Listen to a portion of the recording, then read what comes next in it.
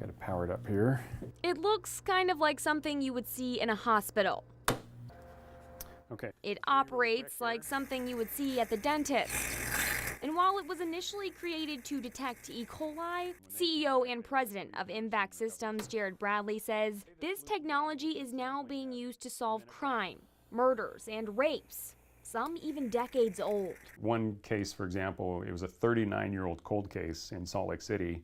A young 16-year-old girl was raped and murdered, and she was gagged by a halter top. According to our ABC affiliate in Utah, Sharon Schollmeyer was raped and murdered in 1977. In April 2017, police finally had DNA, a suspect, and a guilty plea. Where the suspect had tied the knot behind her head, where he'd grabbed onto that halter top to tie the knot, that's where they sampled with the M-Vac, and that's where they got his profile. So, how does it work? It creates like a little mini hurricane down on there on the surface. You can see it spraying down there, and it just vacuums up, just like a carpet cleaner would.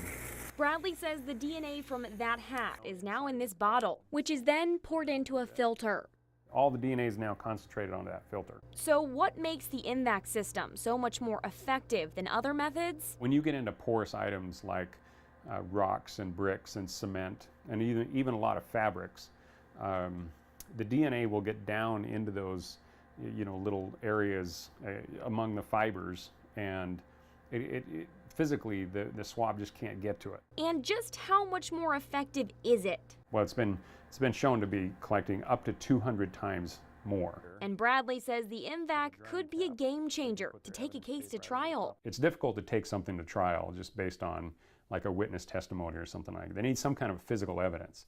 And DNA is obviously the gold standard. Bradley says so far there are about 40 M-Vac systems in private and public agencies across the country. And he says he just did a demonstration for the Wilmington Police Department and the New Hanover County Sheriff's Office. Have you had interest from Wilmington and New Hanover? Oh yeah, obviously they would love to have one. They just got to find the money for it. The price tag on an M-Vac? $35,000. They're also looking at different avenues, using a private lab or maybe a neighboring agency. In the meantime, Bradley says the M-Vac system has been able to help solve dozens of crimes. There's so many cases that have been worked through private labs or other agencies that we don't know about. They're very, very protective of the victims. So a lot of times we don't get feedback until it's already been exonerated or already been tried.